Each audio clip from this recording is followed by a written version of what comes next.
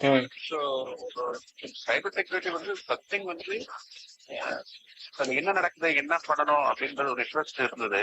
ம். Second thing பார்த்தீங்கன்னா ஓப்பனிங்ல நல்லா இருந்துச்சு. ஆக்சுவலி இந்தியா எல்லா கண்ட்ரிஸும் நல்ல ஓப்பனிங் இருக்கு.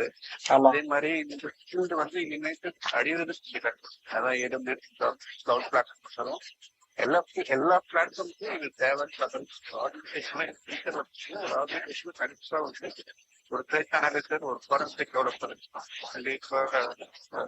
மாதிரி வரும். அப்படி இருக்கிற பட்சத்துல நாங்க ஸ்டார்ட் பண்றோம்னு நான் வந்து சிஏ அதுல வந்து இன்ஃபர்மேஷன் கேதரிங் ஒரு என்ன. நீங்க சிஹெச் வந்து நீங்க எதுல முடிச்சீங்க?